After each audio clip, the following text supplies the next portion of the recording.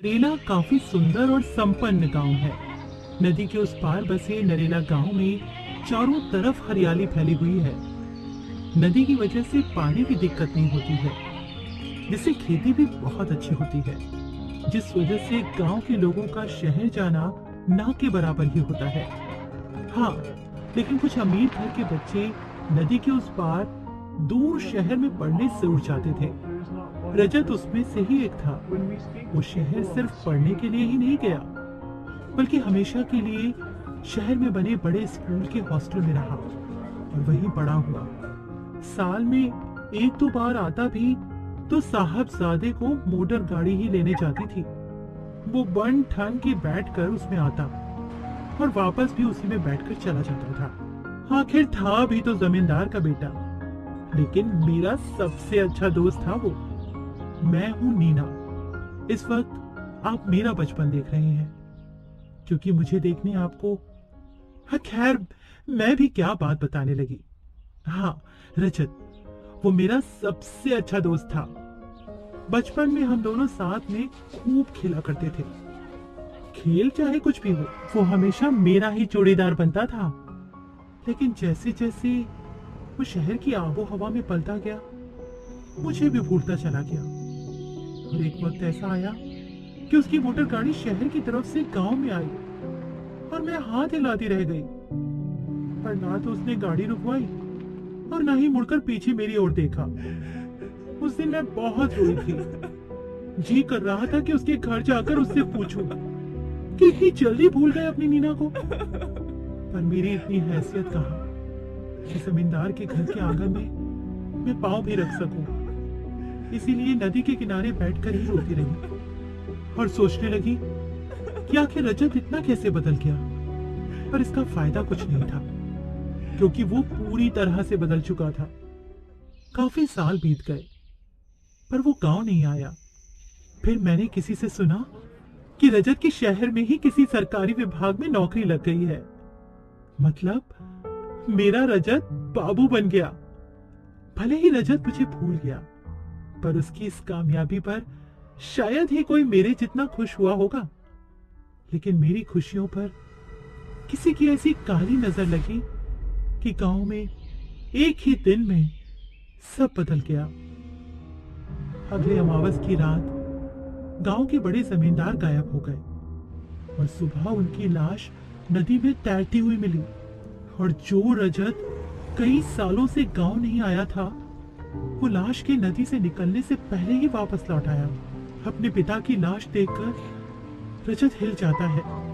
उसे समझ नहीं आ रहा था कि आखिर उसके पिता के साथ ये हुआ कैसे। वो गांव के एक बड़े जमींदार थे। किसी में इतनी हिम्मत नहीं थी कि उनके आगे आंख भी उठा सके। फिर आखिर उसके पिता की लाश नदी में कैसे? क्या सोच रहे हो रजत बेटा? काका, पिताजी के साथ ये कैसे हुआ? नदी का श्राप लगा है बड़े जमींदार को। अमावस की रात यहाँ से गुजर रहे थे। महीने के 30 दिन रात खेलकर यहाँ बड़ा हुआ हूँ। मुझे तो नहीं लगा कभी श्राप। अरे तब की बात और थी रजत बेटा। अब सब कुछ बदल गया है यहाँ। पिछले कुछ सालों से ये नदी गांव के लोगों के लिए काल बन चुकी है। ना जाने कितने ही लोगों की जान अमावस की रात में इस पुलिया ने ले ली है। ये सब बकवास है। मैं खुद पता लगाऊंगा कि आखिर मेरे पापा की मौत के पीछे कौन है। फिलहाल अंतिम संस्कार की तैयारी कीजिए। रजत अब काफी बदल चुका था। इस बार तो उसे देखकर भी उसके सामने नहीं आई। दूर से उसके बदले हुए रूप को देख रही थी। न जाने क्यों उसे देखकर मुझे डर लग रहा था। उसके अंदर मुझे बड़े जमींदार का रूप दिखाई दे रहा था। खैर, वो नदी के किनारे ही अपने पिता का अंतिम संस्कार करता है और फिर सभी के साथ अपने घर लौट जाता है। लेकिन रजत की हालत ये हो जाती है कि वो रातों को भी सो नहीं पाता है, क्योंकि दिन रात वो एक ही चीज सोच रहा था कि आखिर उसके पिता की मौत हुई कैसे और लोग उस नदी को शापित क्यों कह रहे हैं। उसी रात रजत अपनी बाइक निकालता है और आधी रात में ही नदी के पुल पर पहुंच जाता है। रजत पहली बार इस पुल पर नहीं आता है। वो पहले भी कई बार इस पुल पर आ चुका था, लेकिन इस बार नदी से लेकर पुल तक का पूरा माहौल बदला हुआ था। नदी के ऊपर धुंध ऐसे तैर रही थी जैसे गर्म पानी से भाप निकल रही हो। रजत अपनी जेब से सिगरेट और लाइटर निकालता है और उसे सुलगाकर कश लेने लगता है। मैं भी उस वक्त पुल की दूसरी ओर ही थी। मन कर रहा था कि अभी भाग कर जाऊं और रजत को गले लगाकर कहूं कि रजत, मैं हूं तुम्हारी नीना। लेकिन इससे पहले कि मैं रजत के पास जाती, मोटर गाड़ी की तेज आवाज आती है और पुल के पास आकर रुक जाती है। उसमें से रजत के काका निकलते हैं और कहते हैं, रजत, रात को यहाँ क्यों आए हो? वापस चलो घर। देखने आया हूं काका कि आखिर वो कौन सा श्राप है जिसने मेरे पिता को निगल लिया। मैंने कहा ना, वापस चलो और गाड़ी में बैठो अभी। काका की आवाज इस बार बहुत तेज थी और भले ही रजत बड़े जमींदार का बेटा था, लेकिन काका भी उसके लिए पिता की तरह ही थे। इसीलिए वो सिगरेट नदी में फेंक देता है और वापस गाड़ी में बैठकर घर चला जाता है। अगली सुबह वो गांव के अपने दोस्तों से मिलता है, जिनको उसने बचपन में ही शहर जाने के कारण छोड़ दिया था। लेकिन अब रजत खुद चलकर उनके पास जाता है तो सभी उससे बातें करने लगते हैं। एक दोस्त की हैसियत से वो उससे नाराजगी तो दिखा सकते थे, लेकिन उनकी हैसियत इस बात की इजाजत नहीं देती और वो वापस से ही उस पल में रजत से ऐसे घुल मिल जाते हैं जैसे कभी अलग हुए ही ना हो। हालांकि रजत बुरा नहीं था, लेकिन इस बार जब वो अपने दोस्तों से बात करना शुरू करता है तो उनके लिए नहीं, बल्कि अपने पिता की मौत का पता लगाने के लिए। फिर रजत को पता लगता है कि अकेले उसके पिता की ही जान नहीं गई है उस श्रापित पुल की वजह से, बल्कि पिछले 5 अमावस में हर रात कोई ना कोई उस पुल के नीचे मरा हुआ मिला और रजत के पिता उसमें आखिरी थे। इतनी जानकारी मिलने के बाद रजत हर उस आदमी के परिवार वाले से जाकर मिलता है जिसकी जान पुल के नीचे गई थी। उधर ही रास्ते में मेरा भी घर था। मेरे घर को देखकर रजत अचानक ही अपनी बाइक रोक लेता है और मेरे घर को देखकर अपनी आंखें बंद कर लेता है। लेकिन क्यों? क्या वो मेरे गरीब घर को देखना नहीं चाहता था, या फिर बचपन के उन लम्हों को याद कर रहा है जब घर के बाहर आकर मुझे आवाज लगाता था? जो भी हो, उसे अपने घर के बाहर देख मुझे बहुत बेचैनी हो रही थी और ये बेचैनी तब और बढ़ गई जब वो मेरे घर के दरवाजे की तरफ बढ़कर दस्तक देने ही वाला था। लेकिन न जाने फिर उसे क्या हुआ। वो दस्तक देने से पहले ही वापस लौट गया।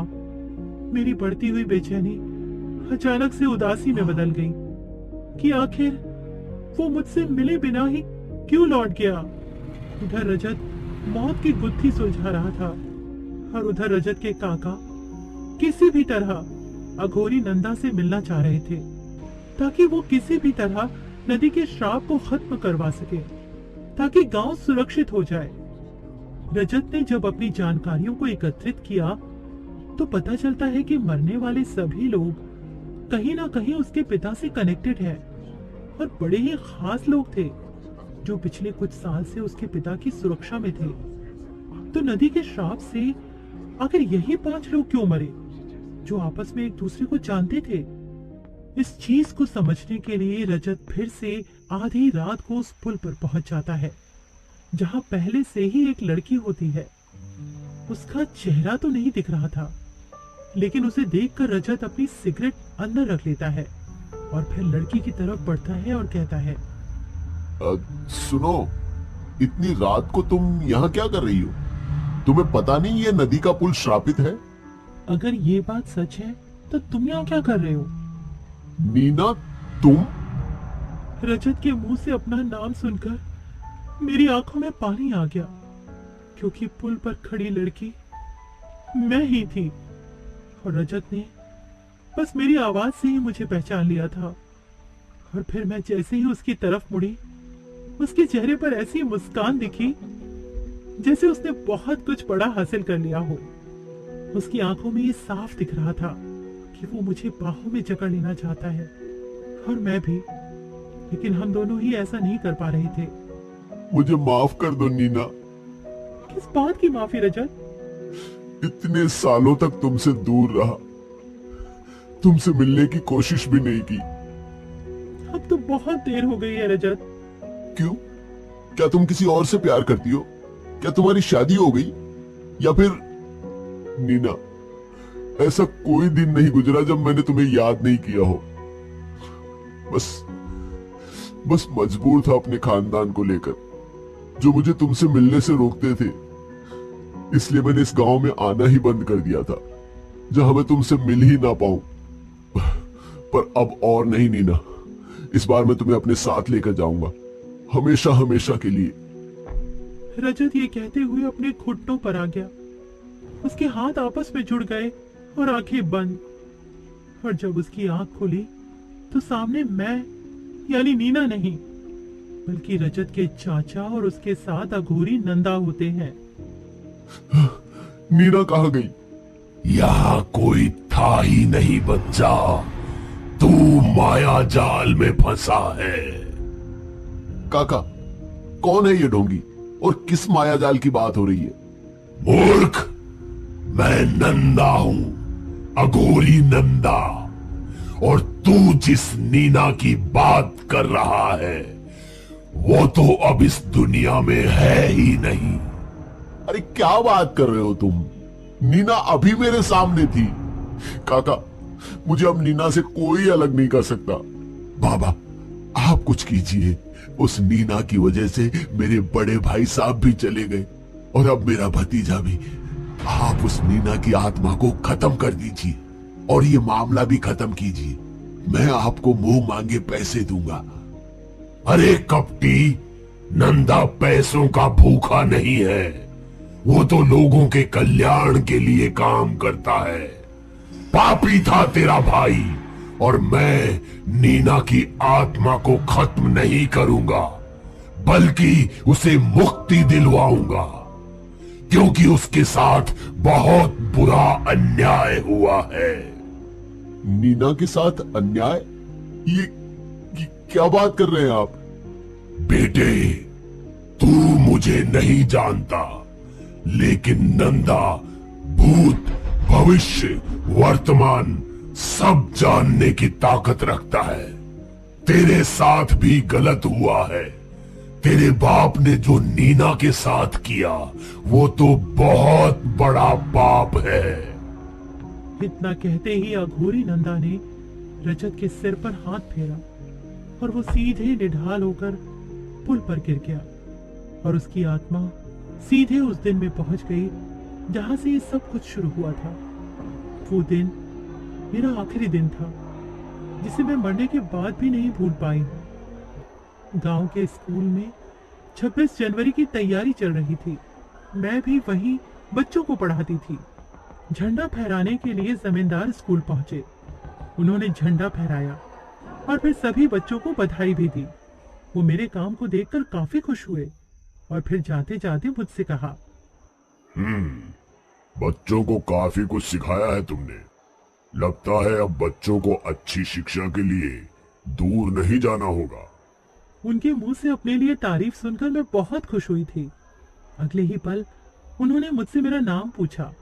फिर जैसे ही मैंने अपना नाम नीना बताया, वो गुस्से में लाल पीले हो गए और वहां से निकल गए। मुझे समझ नहीं आया कि उन्हें मेरा नाम सुनकर इतना गुस्सा क्यों आया। खैर, मैं अपने घर चली गई और फिर सब कुछ नॉर्मल चलने लगा। फिर अमावस की रात आई और उस दिन बड़े जमींदार के 4 लोग मेरे घर आए और मुझे जबरदस्ती उठाकर नदी के किनारे ले गए, जहां जमींदार पहले से ही एक खटिया पर हुक्का लगाए बैठे थे। उन 4 लोगों ने मुझे उनके पास खड़ा कर दिया। नीना, क्या जादू चलाया है तूने मेरे बेटे पर? तेरे आगे मेरी कोई बात ही नहीं सुनता। तुझसे शादी करने की बात पर अड़ा है, पर तेरी औकात नहीं उस लायक कि तू मेरी बहू बन सके। हाँ, रखेल बन सकती है मेरी। अब कपड़े उतार और आजा मेरे पास। आप इतने नीच हो सकते हैं मुझे नहीं पता था। जाने दीजिए मुझे यहाँ से। ऐ, कपड़े उतार साली के और पटक मेरी खटिया पर। जमींदार के इतना कहते ही जमींदार के चारों लोग मुझ पर टूट पड़े और शरीर से मेरे कपड़ों को नोचकर मुझे तार तार कर देते हैं और मुझे जमींदार के आगे किसी टुकड़े की तरह फेंक देते हैं और फिर मेरी चीख से वो पूरी नदी गूंज जाती है। लेकिन जमींदार के साथ साथ उन चारों लोगों को भी मुझ पर कोई दया नहीं आई और जमींदार के जाने के बाद उन चारों लोगों ने भी मेरे साथ तब तक हैवानियत की जब तक मेरी जान नहीं चली गई और फिर मुझे नदी में फेंक दिया।